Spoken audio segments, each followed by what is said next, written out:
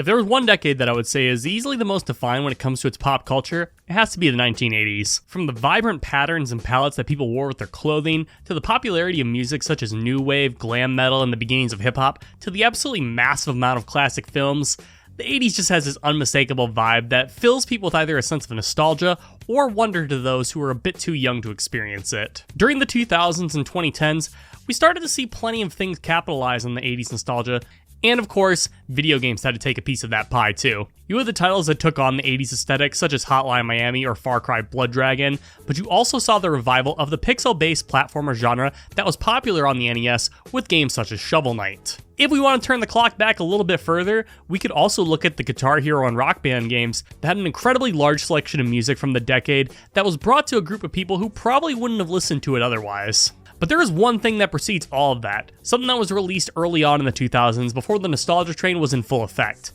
This is going to be the game that we're talking about today, Grand Theft Auto Vice City. And hey, if we're going to talk about a game set in the 80s, we better look the part.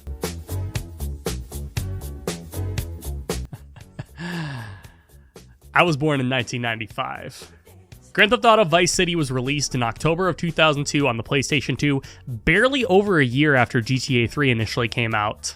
That'd be an alarming story nowadays, but back then, it was a much more standard practice. Vice City was initially thought to only be an expansion for GTA 3, not unlike the GTA London releases, but they decided to make it a standalone game relatively early on in development. Which was a good call on their part, considering the game would go on to wow critics, win a number of Game of the Year awards, and sell 17.5 million copies by March of 2008. Let me put how big this game was in perspective for you real quick. So, Vice City was the highest selling game of 2002. It was released at the end of October, which means it had just a little over 60 days to outsell Resident Evil Remake, Warcraft 3, Morrowind, Kingdom Hearts, and Super Mario Sunshine, and it did so pretty easily. Vice City is a game that is often held in pretty high regard. While GTA 3 is occasionally looked back at with the understanding that it's incredibly outdated and can be a bit of a chore to replay, you don't really hear that same criticism for Vice City too often. So why is that? I personally have very little attachment with this game, having barely played it during my younger years, so I was curious to see what connected with people with this game that they weren't getting with GTA 3. Was this game really that much of a leap forward from the previous entries? And how does it hold up to what we currently have now? Well, I'm hoping to answer a few of those questions in today's video. But before we hop into this, I will say that I'll be mostly using footage from the Definitive Edition remaster that was released in 2021. I already explained a little bit why I went this route in my GTA 3 video, link up top, but to give you the long and short of it, the originals are no longer available for purchase. The original version of Vice City has plenty of issues even being able to run on modern operating systems, leaving me with a black screen more often than not. And when I did get it to run, there's no controller support for modern controllers, which, yeah, you try playing the RC mission on keyboard and mouse, and then you can brag to me about how much of a purist you are. And I will pretend to care. Plus, I like a lot of the new features that they implemented, such as being able to restart missions, a GPS system for the minimap, and having a weapon wheel. The remastered version of this game isn't perfect, and in many ways is still kind of shit. And I'm sure you can get some mods for the original Vice City that you can probably have the best overall experience with. But at the end of the day, these versions are still largely identical, like 99% the same if we're being honest. So we'll be looking at the version of the game that people can actually buy, though I will make special mention of different things across different versions whenever applicable. We've got a lot to discuss today, so without further ado, this is my review of Grand Theft Auto Vice City. One of the most common forms of praise Vice City receives is how it perfectly encapsulates the feel of the 1980s, if that whole intro didn't clue you in already. Vice City is a game that wants to bring the feel of the 80s into the world of Grand Theft Auto, and it does so remarkably well. On the visual side of things, we can see that when looking at the original version of the game, that the visuals saw a massive upgrade, especially to the character models, when compared to GTA 3. Some of them look a bit strange nowadays and don't hold up super well, like giving some of the women in this game the most gigantic asses you've ever seen. But for an early PS2 game, I think they're better than most of the games out at the time. Though I'm sure a lot of that has to do with the game's improved cinematography during its cutscenes. These cutscenes are framed incredibly damn well when compared to GTA 3, and even that game was quite a bit ahead of its time. Though the real star of the show when it comes to Vice City's new looks are of course the city itself and everything within it. From the clothes that people are wearing to the vibrant neon signs decorating the many buildings, and hell, just look at the way that this apartment is decorated. This game just screams 1980s Southern Florida with all of its bright suits, arranged rainbow assortment of cars, and just the total Miami Vice energy in every direction that you look. In addition to all of that, we have the audio, and man, what an absolute upgrade it was to Grand Theft Auto 3. You still have the occasional bits where things are mixed a little weird, but when it sounds good, this game is just firing on all cylinders. We actually have our main character voice this time around being portrayed by Ray Liotta. He does a phenomenal job of bringing this character to life and giving this whole coolness factor that just wasn't possible when GTA had a silent protagonist. The supporting cast is great too, with the likes of William Fichtner, Tom Sizemore, Dennis Hopper, and Burt Reynolds all doing a great job. But also the cameos from motherfucking Danny Trejo, Gary Busey, Lawrence Taylor, and Jenna Jameson. God, this is an absolute ensemble of celebrities at the time, and they really do a great job of adding to the character of this game. And of course, we have to talk about the radio commercials and talk show segments, which I think do an excellent job of capturing both the marketing and hysterical fears that plagued the pop culture in the 1980s. You have the woman pleading to keep her family values pure by hunting animals with her bare hands, the over-the-top advertisements of a new gaming console as it tries to hype up the action between green squares and red dots. But if you want the real thing that this game does that captures that 80s nostalgia, it's that soundtrack, man. I don't use this lightly, but this soundtrack rocks. This is the first Grand Theft Auto game with an almost entirely licensed score, and goddamn is it so good. The music lineup is as if you took every single Now That's What I Call Music compilation from the 80s and put them all together for one OST. Yeah, you might be able to think of a few songs that encapsulate the decade that aren't here, but shit, man, everything else you could possibly associate with the 80s is front and center. Michael Jackson, Blondie, Yes, Motley Crue, Judas Priest, Iron Maiden, Hall & Oates, Foreigner, REO Speedwagon, Run DMC, Grandmaster Flash, Lionel Richie, Twisted Sister, Megadeth, fucking Slayer, dude. There's a little something for everyone when it comes to this 80s soundtrack, and I adore this game for it. I will say, this is one of the flat-out worst things when it comes to the Definitive Edition, since a few of these songs couldn't be relicensed. Songs such as Bark at the Moon by Ozzy Osbourne and Wow by Kate Bush, but the big omissions are the two Michael Jackson songs, especially not having Billie Jean, which, come on, how can you say that you have the best 80s soundtrack and not include anything by the King of Pop? That just isn't right. What else can you say other than this easily has the best aesthetic out of any of the PS2 trilogy? Help, maybe even the whole Grand Theft Auto series. I love how fully it commits to this setting, and honestly, it kind of makes me want to see Rockstar have an updated take on this, or maybe even explore another time period like the 60s or 70s. With Grand Theft Auto 6 on the horizon, I think we might be waiting a long time for this, but hey, who knows? I think we could at least reasonably expect to have some Vice City references in GTA 6, so we have that to look forward to at the very least. Now, I want to talk about the story real quick, because I was actually surprised with how much more I enjoyed it this time around. In Vice City, you play as Tommy Vercetti, a recently released convict who finds himself falling back into his old way of life after traveling to Vice City and being given a drug deal assignment by his previous mob boss, Sonny Forelli. When the deal goes awry by being a setup, Tommy loses both the money and the drugs, and he's expected to pay all of that back. This kicks off our story this go-around, and much like GTA 3, our protagonist will have to contend with mob bosses, various different gangs, and corrupt political figures in order to take over Vice City and carve out a legacy for himself. It's a setup that, in all honesty, is not too dissimilar from GTA 3. In fact, you could even say the pacing for this story is almost note the same too, with Tommy going around the city doing jobs for a number of different characters in an almost questline-like fashion until a larger, more important event rears its head. So with a setup like this, you might assume that Vice City just pretty much copy and pasted everything from 3 but just put it in the 80s, but that couldn't be further from the truth. Vice City is as if you took all the best parts from GTA 3, combined it with Scarface, and then had that ship piloted through the lens of our newly voiced charismatic lead. Seriously, just the simple fact that our main character is voiced now does wonders to make this game far more entertaining. Tommy Vercetti is a pretty damn likable character.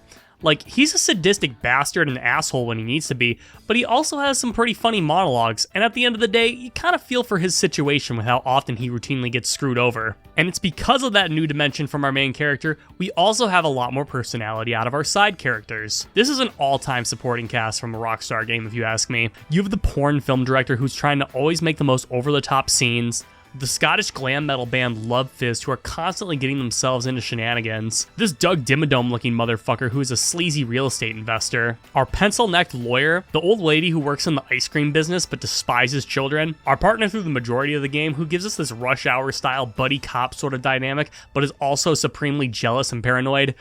There are a ton of fun ass characters in this game, and while Claude was the de facto straight man in 3 given the fact that he was like, mute, Tommy also plays that role, but is able to have a bit more banter with these characters in a way that just simply wasn't there in any of the previous games. We're still a bit off from what the series would eventually turn into in the story department, but this is the first time that I would say the narrative is definitely something that was very enjoyable and something that's an overall draw to this game. It's fun, doesn't take itself too seriously, and most importantly, provided a number of colorful characters to interact with, which, in my opinion, can easily stand with some of Rockstar's most fun and memorable that they have ever created.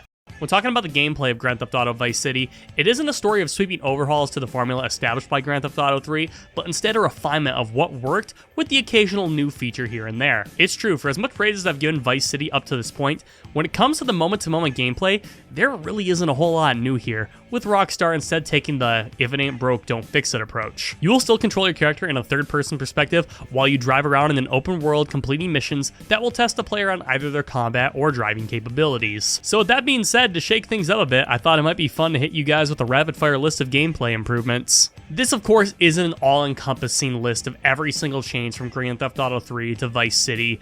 These are just the ones that I noticed that in my playthrough that mattered to me the most, so without further ado, enjoy. The sprint feature actually works this time around, allowing for you to get a quick boost of speed in a pinch. There are a ton of different weapons to choose from. Unfortunately, you can only hold on to one weapon of a particular type at any given time, but now you get a semi-auto sniper, a couple of different SMGs, a minigun, and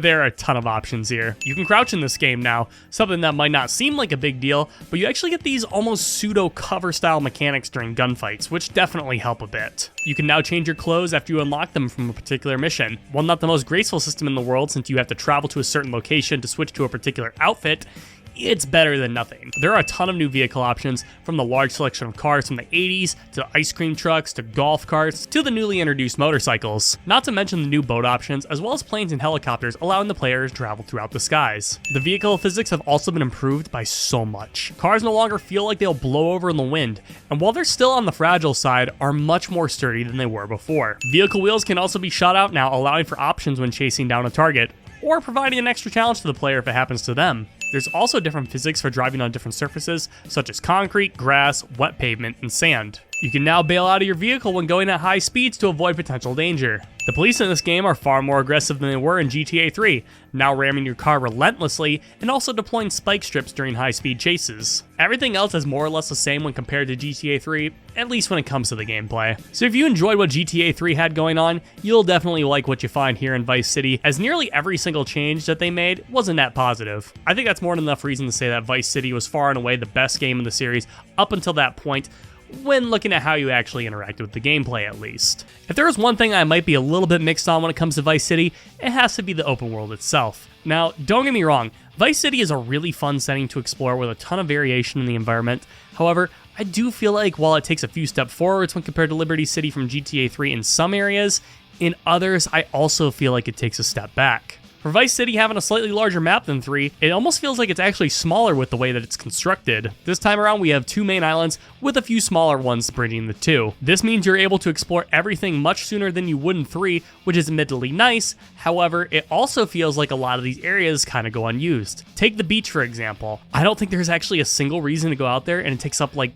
what, 10-15% of the map size. There aren't any missions that require you to go out that way, and sure, maybe there's an Easter egg or a weapon out there that I'm not aware of, but outside of my own curiosity, I'd probably never go discover anything out there since there's really no reason for me to be there. Vice City also doesn't really have the depth that you'd find with Liberty City either, which I mean, I get it, it's Florida. It's supposed to be flat compared to the winding streets of New York. However, this does sort of make Vice City feel like it has less going on. And while there are some really cool areas in Vice City that add to the environmental variety, I didn't feel like the map was as diverse as what we saw in GTA 3. Yeah, there might be some cool locations such as a golf course and the movie studio, but for the most part, a lot of the landmarks we see, such as the construction site, airports, and police stations, were also present in Liberty City, without as many of the more unique points of interest that GTA 3 provided. Now, it's not all doom and gloom. There are some things to consider about this game's map that do edge out Liberty City in a few ways. For instance, while there might not be as much verticality with the layouts of the roads, since you are given an assortment of flying vehicles now, you are able to explore the many rooftops in downtown Vice City. Again, these all see a ton of attention since there might be like 3 missions tops that require you to travel up that high, but it really adds a sense of scope to make this feel much more like an actual city. Oh, and speaking of that, there are actually a decently large number of buildings that you can go inside to see what their interiors hold. There's hotels, convenience stores, a nightclub where you can watch the village people perform, restaurants, a police station, a bank, a mall, a strip club where you can see, oh my. But the most interesting location has to be the mansion that you acquire midway through the game. This place is modeled after the mansion in Scarface, and one look from the entryway and yep, that should be pretty obvious. But this place is so cool. There are a ton of rooms to check out, there's an armory in the basement, a couple of garage spaces, a hedge maze outside, and a helicopter pad on the roof. At the risk of potentially dating this video, I really hope that we see this mansion come back in some form in GTA 6. I mean, we got to go back to CJ's neighborhood in GTA 5, and hell, the entirety of Red Dead 1's map was in Red Dead 2, so this just kind of seems like something that Rockstar would do. It's easily the most iconic location in this game, so hopefully they don't let us down in this regard. So while not as good as Liberty City in my opinion, I still enjoyed my time traveling around in Vice City. It might be the one overall step back that Vice City had when compared to 3, but that's a small price to pay considering how nearly everything else has improved so much. God, talking about Vice City the setting and Vice City the game gets really confusing. If there's one thing I don't think Vice City gets enough praise for, it's for how the mission structure was upgraded from 3 in pretty much every single way.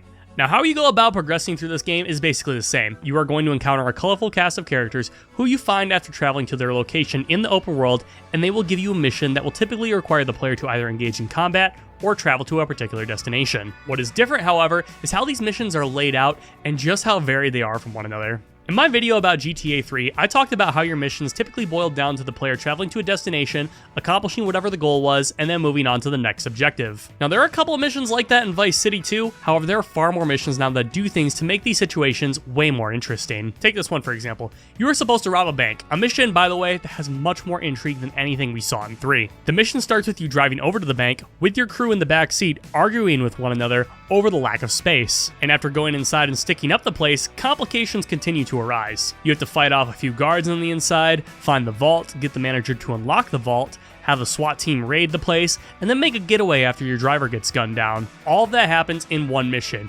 And hell, there was a whole questline before that involved you picking up different crew members that were able to help you make that heist even possible in the first place. There are so many different fun missions for you to do this time around. You of course have the missions where you eliminate a person or drive to a destination or destroy an object like before.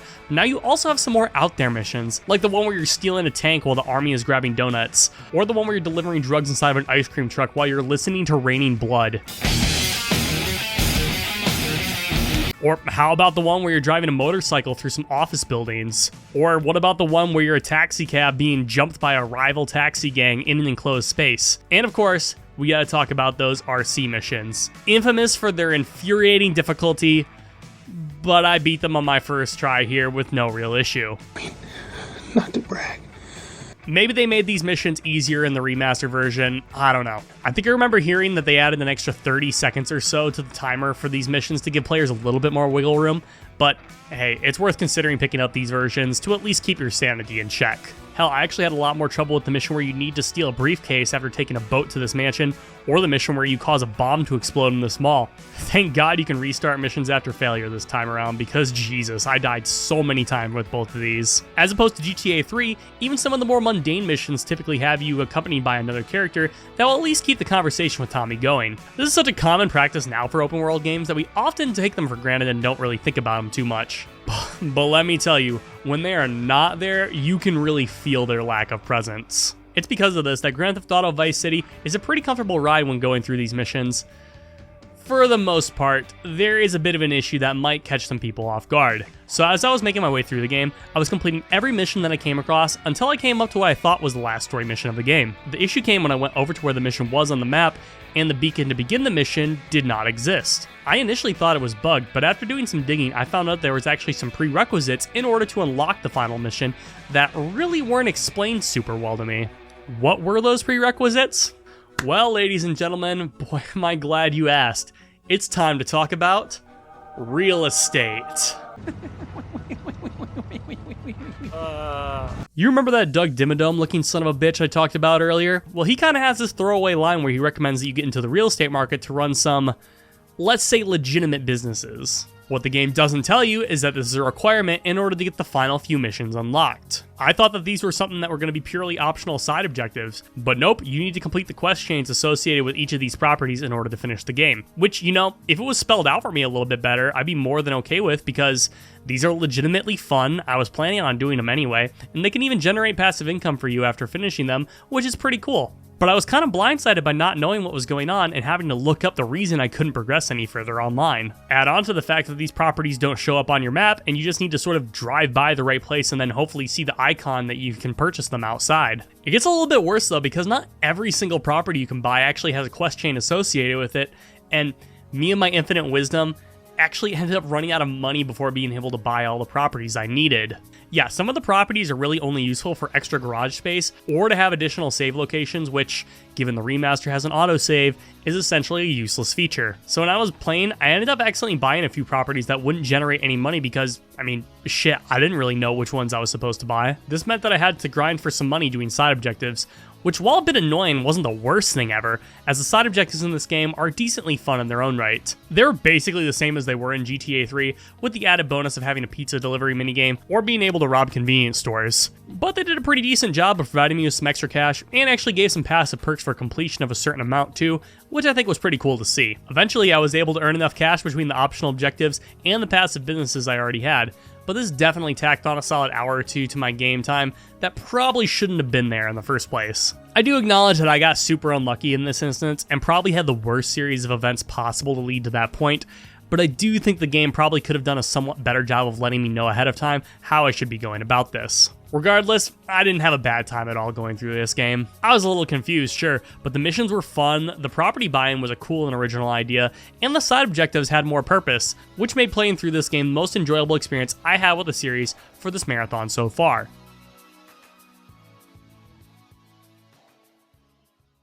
Whichever way you slice it, Rockstar took what worked with Grand Theft Auto 3 and tweaked and upgraded everything to make Grand Theft Auto Vice City into the massive step up that we see today.